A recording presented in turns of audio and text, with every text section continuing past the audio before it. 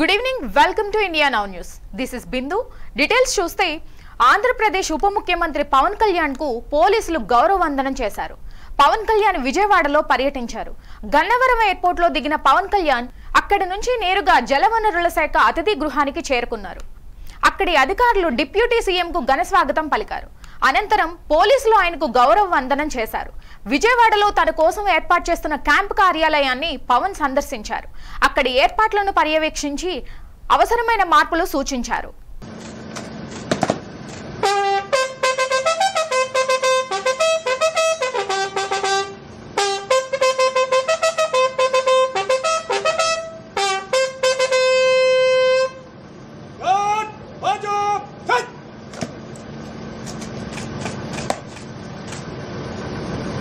विमान गार्ड आपका निरीक्षण के लिए हाजिर है। गार्ड बगान सेंट्री कर रहे हैं। गार्ड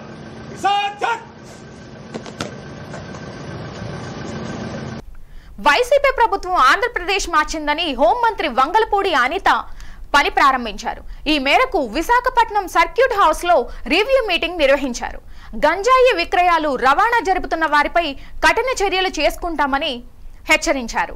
త్వరలోనే సమాచారం అందించేందుకు టోల్ ఫ్రీ నెంబర్ను ఏర్పాటు చేస్తామని తెలిపారు. ఈ 5 సంవత్సరాల కాలంలో ఆంధ్రప్రదేశ్ అన్నది గంజాయి హబ్గా మారిపోయిందన్న సంగతి మనందరికీ కూడా తెలిసింది. డ్రగ్స్ హబ్గా మారిపోయిందన్న సంగతి మనందరికీ కూడా తెలిసింది. ఎందుకంటే హోమ్ మినిస్టర్ అన్న వ్యక్తి ఉన్నారో లేదో తెలియదు. ఏ రోజు కూడా గంజాయి గురించి కానీ డ్రగ్స్ గురించి కానీ ఒక రివ్యూ చేసిన సందర్భం రాలేదు. ఏ రోజు హోమ్ మినిస్టర్ పక్కన పెడితే కనీసం ముఖ్యమంత్రి కూడా ఏ రోజు కూడా ఇంత రేంజ్లో క్రైమ్ రేట్ పెరిగిపోతున్నా, గంజాయి స్మగ్లింగ్లు అదేవిధంగా డ్రగ్స్ సరఫరా విపరీతంగా పెరిగిపోతున్నా జగన్మోహన్ రెడ్డి కూడా ఏ రోజు కూడా దీని మీద ఒక చర్యలు తీసుకున్న సందర్భం కూడా మనకు కనిపించలేదు. అయితే ఈరోజు ఒక రెస్పాన్సిబుల్ చీఫ్ మినిస్టర్గా చంద్రబాబు నాయుడు గారు కానీ, మంత్రులుగా ఉన్న మేం కానీ, ఎమ్మెల్యేస్గా ఉన్న మిగతా ఎమ్మెల్యేస్ కానీ ఈరోజు పర్టికులర్గా ముఖ్యంగా విశాఖపట్నం లాంటి ఒక బ్యూటిఫుల్ సిటీలో ఈ గంజాయి అన్న దాని మీద ఉక్కుపాదం మోపాలి అన్న కాన్సెప్ట్ మీద ఈరోజు మేము చర్యలు తీసుకోవడానికి సిద్ధపడ్డాం. ఎందుకు ఇది ఇమీడియట్గా మీరు ఎందుకు టేకప్ చేశారు మేడం గారు అని మీరు అనుకోవచ్చు. ఎందుకంటే నిన్న నేను కొంతమంది మా ఎమ్మెల్యేస్ అందరి ఇంట్లోకి వెళ్తూ ఉంటే జనరల్ పబ్లిక్ నా దగ్గరికి వచ్చి మాట్లాడారు. మేడం గంజాని అరగట్టండి, చాలా ఇబ్బందులు పడుతున్నాం. టీచర్స్ నాకు ఫోన్లు చేశారు. గవర్నమెంట్ స్కూల్స్ దగ్గర 5th క్లాస్ 6th క్లాస్ చదువుతున్న పిల్లలు కూడా గంజాయి తీసుకుంటున్నారు. అంటే గంజాయి అంత విచ్చలవిడైపోయింది, విపరీతంగా వైజాగ్లో దొరుకుతోంది. ఒక ఎమ్మెల్యే స్థాయిలో ఉన్న ఒక వ్యక్తి ఏమని చెప్పాడంటే, గంజా వైజాగ్లో ఈవినింగ్ పూట ఆఫ్టర్ 8 కొన్ని ప్లేసెస్కి వెళ్ళడానికి మేము భయపడుతున్నాం. కొన్ని ప్లేసెస్లో ఎస్పెషల్లీ గంజాయి బ్యాచ్ ఉంటున్నారు, వాళ్ళు మా మీద తిరగబడుతున్నారు, కొడుతున్నారు, చంపుకోవడానికి కూడా సిద్ధపడుతున్నారు. ఎంత మేరకు క్రైమ్ రేట్ పెరిగిపోయిందంటే ఎంతో ప్రశాంతమైన విశాఖపట్నంలో విధుల పట్ల నిర్లక్ష్యం వహించే అధికారులను విడిచిపెట్టనని తెలుగుదేశం ఎమ్మెల్యే చింతకాయల అయ్యన్న పాత్రుడు హెచ్చరించారు. అనకాపల్లి జిల్లా నర్సీపట్నం నియోజకవర్గంలో R&B రోడ్లను పరిశీలించారు. నాణ్యత ప్రమాణాలపై అధికారుల నుండి వివరణ రాకపోవడంతో అయ్యన్న పాత్రుడు అసహనం వ్యక్తం చేశారు. ఈ కార్యక్రమంలో R&B ఉన్నతాధికారులు, టీడీపీ కార్యకర్తలు పాల్గొన్నారు.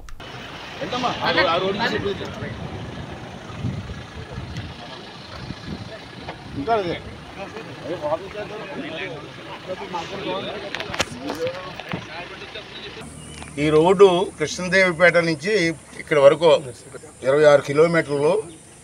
ఆ రోజు నేను 26 కిలోమీటర్లు ₹1 కోటి చొప్పున 26 కోట్లు ఇచ్చా మన టైంలో, నేను R&B మినిస్టర్ ఉన్నప్పుడు. తర్వాత ఆ ఫారెస్ట్ ఏరియాలో కొంచెం క్లియరెన్స్ ట్రబుల్ వచ్చి ఈ ముక్క ఆగిపోయింది, మిగతా దాంట్లో అయిపోయింది. ఈ క్లియరెన్స్ చేయడంలో ఎమ్మెల్యే చేత కాదు, అసలు ఆఫీస్ ఎక్కడుందో ఎమ్మెల్యే గారికి తెలియదు, డిలే చేశాడు. ఈ ఎలక్షన్ వచ్చింది లోపునే, రాత్రి లైటింగ్లు పెట్టుకుని వేసుకున్నారు రోడ్డు. అంత కరమైటి ప్రజలు ఎలక్షన్లో వచ్చేస్తలే బాబు అని పట్టుకుంటే ఓట్ల కోసం రోడ్డు వేశారు. డబ్బు కూడా నేను ఇచ్చింది, అది ఇచ్చింది కాదు. ఇన్ని సంవత్సరాలు పట్టింది. ఇక్కడ జరిగింది నేను ఎందుకు వచ్చానంటే, ఎస్సీ గారిని పిలిపించానంటే ఈ మొక్క మాత్రం క్వాలిటీ లేదు. అది ఇష్టం వచ్చినట్టు రాత్రి లేకపోతే ఏముంటుంది లైటింగ్ పెట్టుకొని. ఇక్కడ బేరం చేసేటప్పుడు 10 టన్నుల రోడ్లతో తొక్కాల, అంతే అంటారండి. ఇక్కడ తొక్కింది ఏంటంటే 3 టన్నుల రాళ్ళతో తొక్కించారు.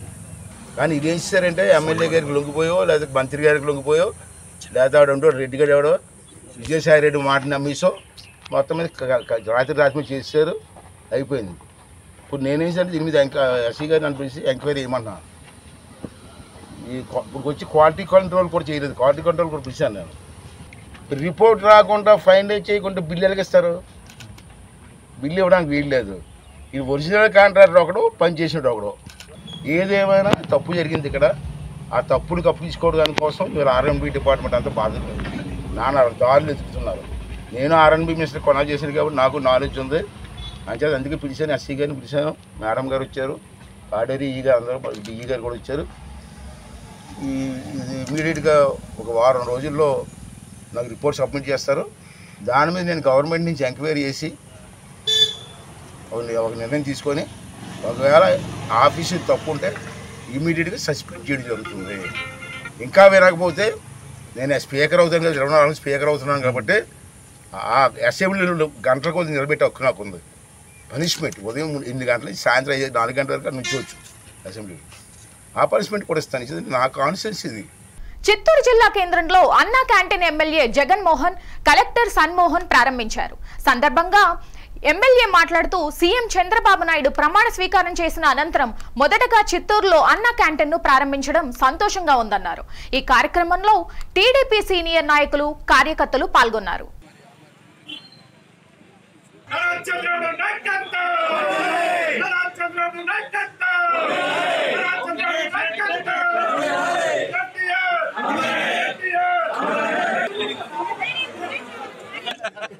మొత్తం ఇడ్లీ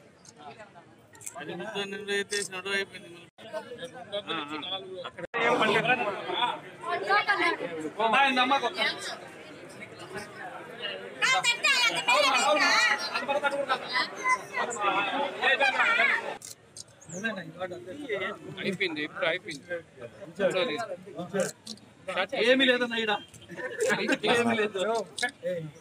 గవర్నమెంట్ ఆదేశాల ప్రకారం మనకి ఎంతో మంది చిత్తూరులో ఎస్పెషల్లీ పరిసర ప్రాంతాల్లో రోజువారీ కూలి చేసేవారు కానీ రకరకాల ఫ్యాక్టరీలో పనిచేసే వారికి కానీ అనువుగా ఉండేటట్లు ప్రతిరోజు బ్రేక్ఫాస్ట్ అంటే పొద్దునపూట టిఫిన్ తర్వాత మధ్యాహ్నం లంచ్ పెట్టడానికి అనువుగా 5 రూపాయలు మాత్రమే ఈ అన్నా క్యాంటీన్లో భోజనం దొరకడానికి అనువుగా చిత్తూరులో బహుశా రాష్ట్రంలో మొట్టమొదటిగా మళ్ళీ స్టార్ట్ చేయడం జరుగుతోంది.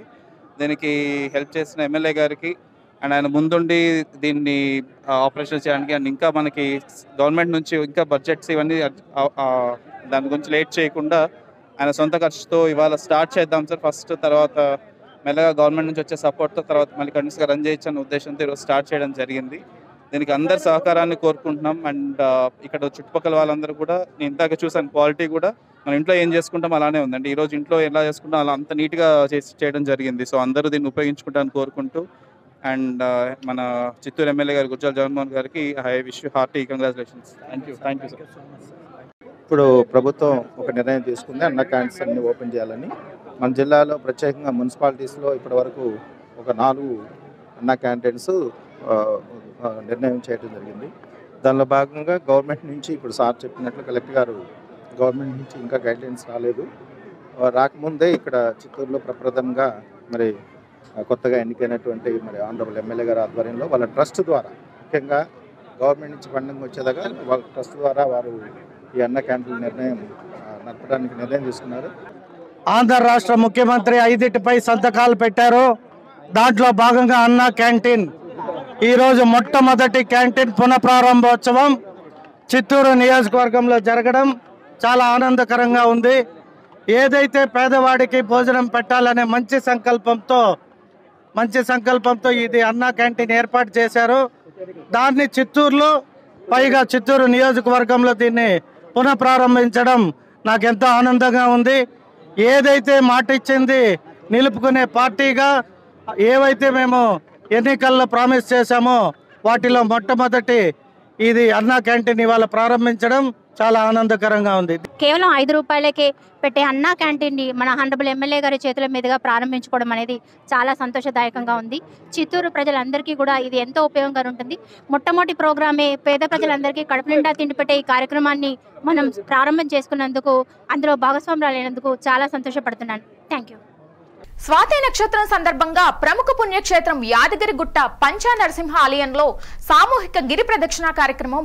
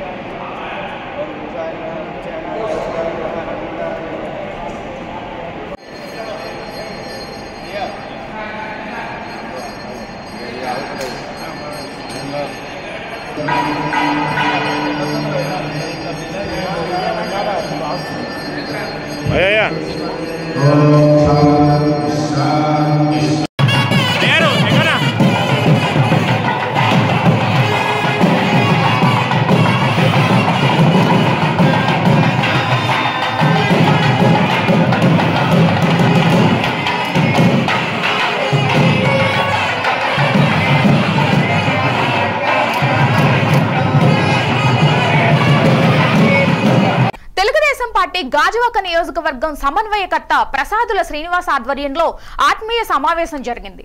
ఈ సందర్భంగా నియోజకవర్గ శాసనసభ్యులుగా పల్లా శ్రీనివాసరావు పోటీకి అవకాశం ఇచ్చినందుకు సీఎం చంద్రబాబు నాయుడుకి కృతజ్ఞతలు తెలిపారు. వైసీపీకి ప్రజలు ప్రతిపక్ష హోదా కూడా ఇవ్వకుండా బుద్ధి చెప్పినప్పటికీ కూడా వారిలో మార్పు రాలేదని విమర్శించారు.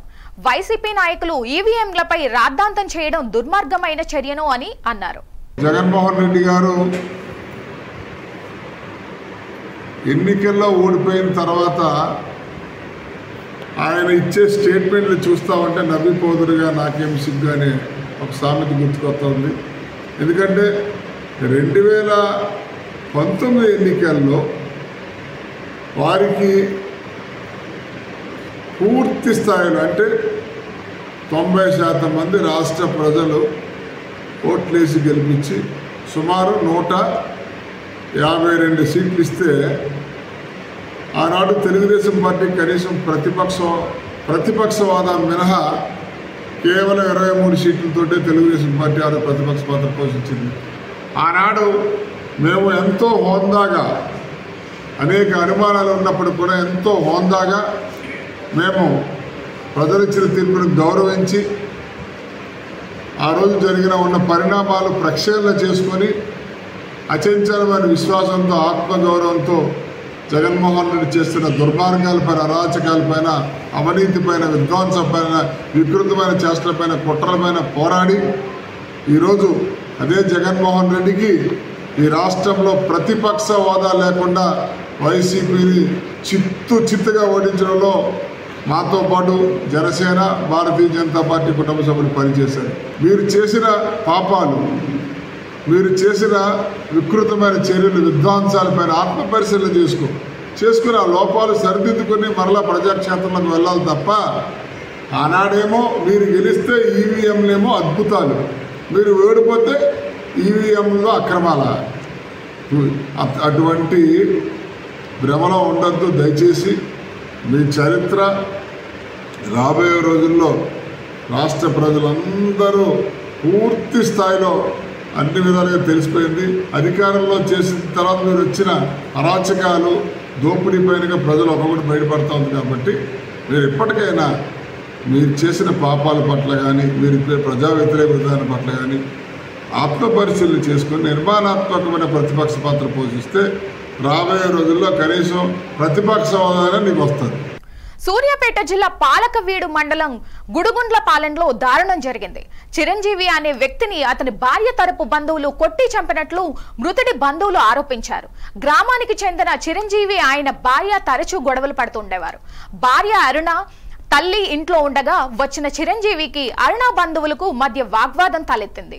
చిరంజీవిని అరుణ బంధువులు విపరీతంగా కొట్టడంతో మృతి చెందినట్లు ఆరోపిస్తున్నారు. ఘటనా స్థలానికి చేరుకున్న పోలీసులు కేసు నమోదు చేసుకుని దర్యాప్తు చేపట్టారు.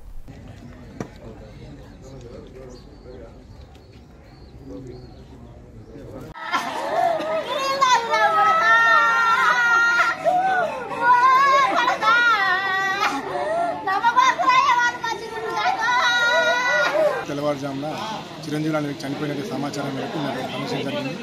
అందులో అతని భార్య మరియు వాళ్ళ యొక్క కుటుంబ సభ్యులు అంటే బాబాయి వాళ్ళందరూ కలిసి అతను చనిపోయిన సమాచారం మేరకు మేము వెరిఫై చేయగా ఇతనికి 2009లో వివాహం జరిగింది. వివాహం జరిగినప్పటి నుంచి అతని భార్య అన్నతో పాటు ఉంటున్నారు. కొద్దిగా కుటుంబ కళ ఇద్దరి మధ్యన వచ్చి చిరంజీవులకి భార్యపైన అనుమానం వేరేకెంపించింది. అనుమానించి కొద్దిగా దూరంగా బతుకుతున్నారు. నిన్నటి రోజున మధ్యాహ్నం వచ్చి ఆమె సెల్ ఫోన్ గుంజుకొని పోవడం జరిగింది. అటు విషయం ఆయన పోలీస్ స్టేషన్కి చెప్తే కూడా మేము ఆ టెలిఫోన్ ఇప్పటి కోసం ప్రయత్నం చేస్తే మార్నింగ్ వస్తామని చెప్పాడు. కానీ తను మన మధ్యరాత్రి గుడిగుడపాలెంలో అతని భార్య ఇంటికి వెళ్ళిపోయి ఆమెతోనే అసభ్యకరమైన ప్రవర్తన చేయడం వల్ల అతని బాబాయిలు వాళ్ళు కలిసి అతను చేయి కాళ్ళు కట్టేసి అతన్ని కొట్టి చంపినట్టుగా మాకు విషయం తెలుస్తుంది. కాబట్టి కేసు వాళ్ళ తల్లిదండ్రుల కేసు తీసుకొని దానిపైన మేము కేసు నమోదు చేసి తగు సెక్షన్స్ ద్వారా అతను శిక్ష పడే విధంగా చేయడానికి ప్రయత్నం చేస్తాం. నంద్యాల జిల్లా ఆత్మకూరు మండలం కోరుకొండ గ్రామంలో దారుణం చోటు చేసుకుంది. వ్యాపార విషయంలో మద్యం సేవించిన యువకుల మధ్య ఘర్షణ తలెత్తింది. ఖాదర్ బాషా అనే వ్యక్తిని ఫరూక్ అనే యువకుడు కత్తితో దాడి చేశారు. తీవ్రంగా గాయపడ్డ ఖాదర్ బాషా అక్కడికక్కడే మృతి చెందాడు. ఘటనపై కేసు నమోదు చేసుకున్న పోలీసులు దర్యాప్తు చేపట్టారు.